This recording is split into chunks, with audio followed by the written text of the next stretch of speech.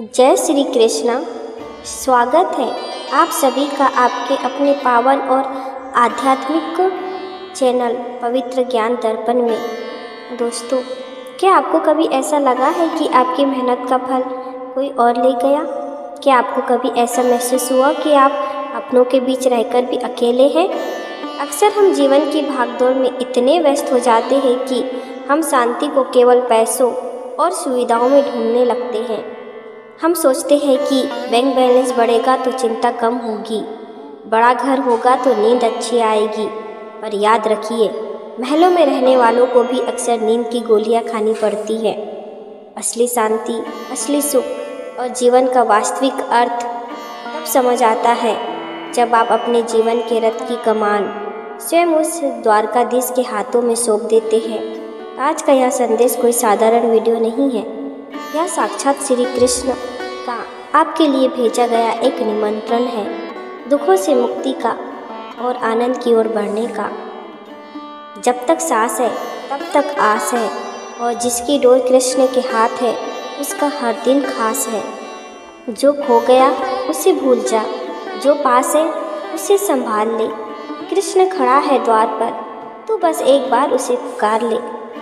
आज माधव आपको वो गुप्त रहस्य बताएंगे जिससे आप जीवन के सबसे कठिन युद्ध को भी मुस्कुराते हुए जीत लेंगे।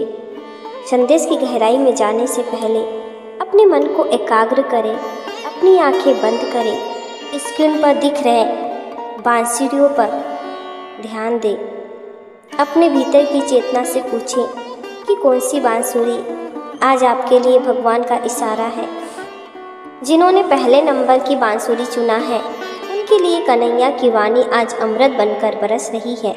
माधव कह रहे हैं, हे मेरे प्यारे भक्त, तू बहुत समय से एक खालीपन महसूस कर रहा है।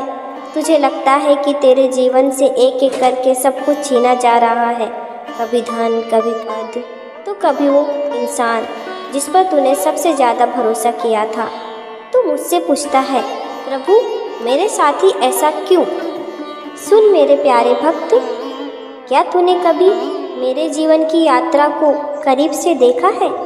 मेरा जन्म हुआ तो देवकी की ममता की गोद छूटी, जेल की सराखें मिली, वासुदेव जी ने मुझे टोकरी में रखकर यमुना पार कराया, तो पिता का स्पर्श छूटा, गोकुल पहुंचा तो यशोदा मैया का लाल प्यार और नंद बाबा का आंगन छूटा, और जब बड़ा हुआ तो मेरी आत्मा मेरी राधा का साथ छूटा। मेरा प्यारा गोकुल, मेरी वो गलिया, मेरी गैया, और यहाँ तक कि मेरी वो बांसुरी भी मुझसे दूर हुई जिसे मैं प्राणों से प्रिय मानता था। मेरे भक्त, मेरा पूरा जीवन ही त्याग की एक महागाथा है। पर क्या तूने मुझे कभी उदास देखा? क्या तूने कभी मेरे चेहरे से वो मुस्कान गायब देखी? नहीं, क्योंकि मैंने दुनिया को सिखाया कि छूटना बुरा नहीं है, बल्कि उस छूटे हुए के शोक में रुक जाना बुरा है। याद रख, अगर आज तेरे जीवन से कुछ जा रहा है तो समझ लेना कि मैं तेरे हाथ खाली कर रहा हूँ, ताकि मैं तुझे कुछ बड़ा और दिव्य दे सकूँ। छोटे बर्तन में ज़्यादा नहीं समाता, इसलिए मैं तुझे खाली कर रहा हूँ। तू बस मेरा नाम लेकर आगे बढ़। तेरा जो गया वो तेरा था ही नहीं, और जो तेरा है उसे काल भी तुझसे नहीं छीन सकता। तू अकेला नहीं है, मैं तेरे रथ का सारथी बनकर सदा तेरे साथ हूँ। अब जिन्होंने दूसरे नंबर की बांसुरी चुना है उनके लिए माधव का संदेश बहुत ही तीखा पर कल्याणकारी है। भगवान कह रहे हैं, भक्त तू आजकल बहुत अशांत है, तेरा मन भटक रहा है। जानते हो क्यों? क्योंकि तूने अपनी ऊर्जा उन बातों में लगा दी है जिनका तेरी उन्नति से कोई लेना देना नहीं है। तू दूसरों की बातें सुनता है, उनकी निंदा में रस लेता है और फिर दुखी होता है कि दुनिया कितनी बुरी है। याद रख, निंदा करना अपने घर के साफ आंगन में कचरा फेंकने जैसा है। अगर कोई तेरे सामने किसी की बुराई कर रहा है तो वह तेरे कान का उपयोग कूड़ादान की तरह कर रहा है। क्या तू चाहेगा कि तेरे मन के मंदिर में कोई गंदगी फैलाए? तो फिर इन व्यर्थ की चर्चाओं से खुद को दूर क्यों नहीं करता? तू अक्सर शिकायत करता है, हे गोविंद, मैं तो रोज आपकी माला जपता हूँ, मैं तो किसी का बुरा नहीं करता, फिर भी मुझे इतने दुख क्यों मिल रहे हैं? मेरे प्रिय बच्चे, जब सोना आग में तपता है तभी वह कुंदन बनता है। जब तू मेरी शरण में आता है तो मैं सबसे पहले तेरे उन पुराने जन्मों के कर्मों का हिसाब चुकता करवाता हूँ जो तेरे भविष्य की राह में पत्थर बनकर पड़े हैं। ये दुख, ये बीमारियाँ, ये छोटी छोटी परेशानियाँ और कुछ नहीं बल्कि तेरे कर्मों की सफाई है। मैं तुझे हल्का कर रहा हूँ ताकि तू मोक्ष की ऊंचाई तक उड़ सके। मुझ पर संदेह मत कर, तेरी चिंता इस बात का प्रमाण है कि तुझे मेरी शक्ति और मेरे न्याय पर पूरा भरोसा नहीं है। चिंता छोड़ और चिंतन कर, अपनी वाणी में मधुरता ला। अगर किसी की तारीफ नहीं कर सकता तो कम से कम उसकी बुराई भी मत कर। तू बस अपना हाथ मुझे पकड़ा दे, मैं तुझे इस भवसागर से पार ले जाऊंगा। तू मेरा अंश है और मैं अपने अंश को कभी हारने नहीं दूंगा। दोस्तों, इस बात को गहराई से समझने के लिए एक बार सुदामा और कृष्णा के उस अद्भुत प्रेम को याद कीजिए। जब सुदामा द्वारका पहुँचे तो उनकी स्थिति बहुत दयनीय थी, फटे कपड़े, नंगे पैर। पर जब कृष्ण ने उन्हें देखा तो वे सिंहासन छोड़कर दौड़ पड़े।